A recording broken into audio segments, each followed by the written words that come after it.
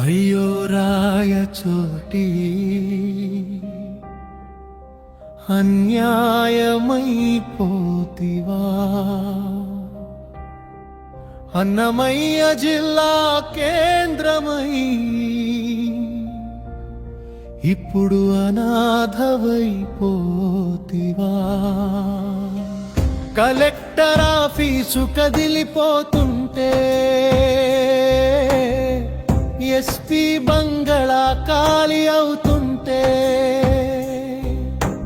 రాయచోటి బిడ్డల గుండె బద్దలైపోదా మాసల సౌధం కుప్ప కూలిపోదా. మరి ఈరోజు ప్రజలందరూ కోరుకుంటున్నారు జిల్లా కేంద్రం కొనసాగించాలని. న్యాయమైపోతివా అన్నమయ్య జిల్లా కేంద్రమై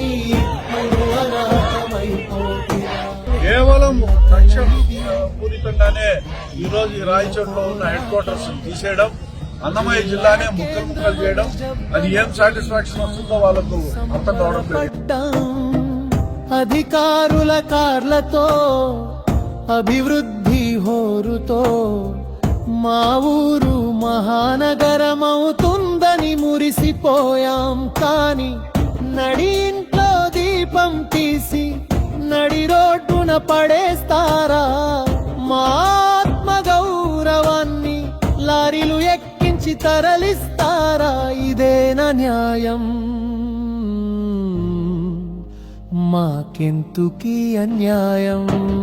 అయ్యో రాయచోటి అన్యాయమైపోతివా అన్నమయ్య జిల్లా కేంద్రమై ఇప్పుడు అనాథవైపోతివా. ఇప్పుడు మన జిల్లా వచ్చింది.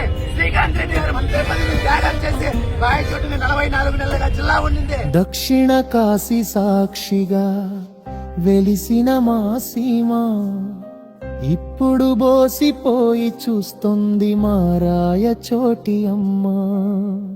ఫైళ్లు తరలిపోవచ్చు, ఆఫీసులు మారిపోవచ్చు, కానీ మట్టిలో పుట్టిన మాసలను ఎక్కడికి తరిమే రాయచోటి వాళ్ళ మనోభావాలు కాదా?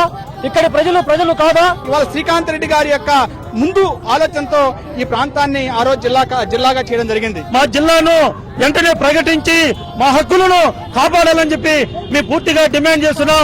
రోజులే మాకు మిగిలేనా? అయ్యో రాయచోటి అన్యాయమైపోతివా అన్నమయ్య జిల్లా కేంద్రమై ఇప్పుడు అనాథవైపోతివా. అన్నమయ్య నడయాడిన నేల ఇది, వీరభద్రుడు కొలువైన క్షేత్రం ఇది, అభివృద్ధికి అర్హత లేని ఊరు కాదిది.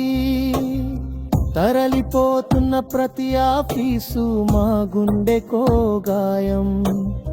తిరిగి రండి మా రాయచోటిని విడిచి వెళ్ళకండి. మీకు రాజకీయంగా కానీ రాయచోటి ప్రజలపైన ఏ మాత్రం చిత్తశుద్ధున్నా నువ్వు మంత్రి పదవికి కాదు ఎమ్మెల్యేకి రాజీనామా చేయి, నేను మాటిస్తున్నా. ఇది యథాతథంగా జిల్లా కొనసాగిస్తే నేను రాజకీయాల నుంచి స్వచ్ఛందంగా వైదొలుగుతా. లేదు నువ్వు రాజీనామా చేసి వస్తే నేను పోటీ చేయను. అయ్యో రాయచోటి న్యాయమైపోతివా అన్నమయ్య జిల్లా కేంద్రమై ఇప్పుడు అనాథవైపోతివా.